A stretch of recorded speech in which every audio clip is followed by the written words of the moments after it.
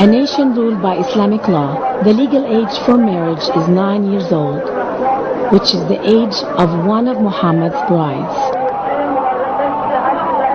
In Iran, a devout Muslim beheaded his 7-year-old daughter because he suspected she had been raped by her uncle. A general practice of Muslims is to cut out the genitals of little girls without anesthesia. This, they believe, will make them pure. Over 90% of Pakistani wives have been struck, beaten, or abused sexually for reasons like cooking an unsatisfactory meal or failing to give birth to a male child. In Islam, a man can divorce his wife by saying, "I divorce you," 3 times. Then she's a single woman without support and without her children, who are usually taken by the father. Aisha, the most beloved of the many wives of the Prophet Muhammad, admonished women to submit in no uncertain terms. She said, "O women folk, if you knew the rights that your husbands have over you, every one of you would wipe the dust from your husband's feet with your face." The global war we're fighting against Islamic Jihad is not about bombs and hijacked airplanes. It's also about the oppression of women. The Islamic law, Sharia, that terrorists are fighting to impose upon the world is a law that would create a global state of gender apartheid. The oppression of women promoted by Islam manifests itself in innumerable ways. In Islamic countries like Somalia, female circumcision is the rule. Virtually every girl has her clitoris excised, sometimes as young as 5 years old. The Quran says, "As for those women whose ill will you have reason to fear, admonish them, then leave them alone in bed, then beat them." Shiite Islam allows men to have temporary marriages so that they can have sex outside their permanent marriages without sinning. In Colorado, a Saudi immigrant named Humaydan al-Turki was sentenced to 27 years to life for keeping a woman as a slave and sexually abusing her in his home. Al-Turki claimed that he was a victim of anti-Muslim bias. He told the judge, "Your Honor, I'm not here to apologize for things I did not do and for crimes I did not commit. The state has criminalized these basic Muslim behaviors." Sexual slavery is possible primarily because slavery itself still exists in the Muslim world and is sanctioned by Islamic teaching.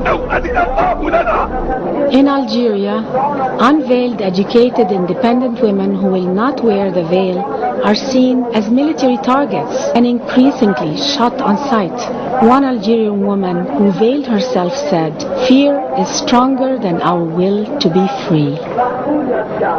In the Muslim holy city of Mecca in March 2002, 15 teenage girls perished in a fire at their school when the Saudi religious police refused to let them out of the burning building because they were not veiled. As many as 75% of women in Pakistani prisons are behind bars for the crime of having been raped. Honor killing, the murder of one's daughter or sister for shaming the family by being raped, is encouraged by the culture Islam has created.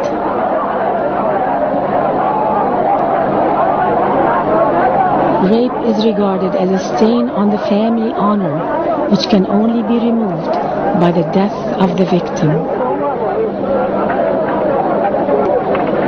According to the Chicago Tribune, on May 31, 1994, Kifaya Hussein, a 16-year-old Jordanian girl, was lashed to a chair by her 32-year-old brother.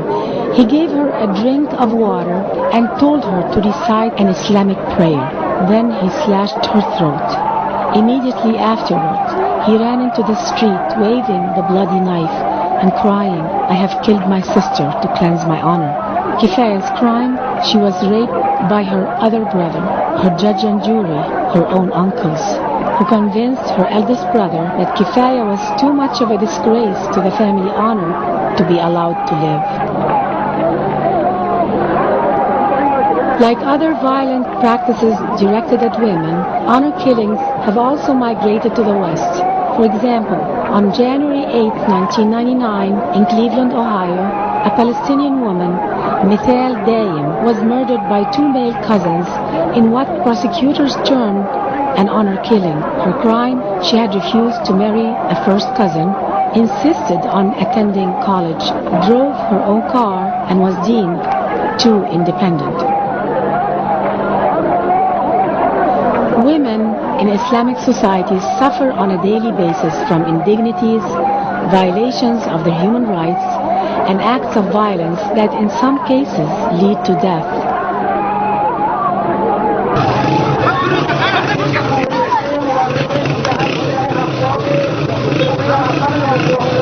Oppression of women is not an incidental feature of the societies that foster terrorism.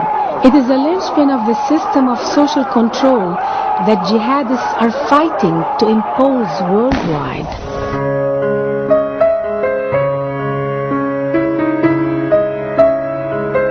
But as for women, maybe you think that being a woman is a crime. It's not a crime to be a woman.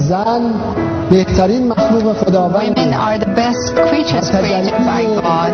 They represent the kindness, the beauty that God instills in them. Women are respected in Iran. In Iran, every family who's given a girl, they're 10 times happier than having a son. Because women are respected more than men are. They are exempt from many responsibilities. Many of the legal responsibilities rest on the shoulders of men in our society because of the respect culturally given to women, to future mothers.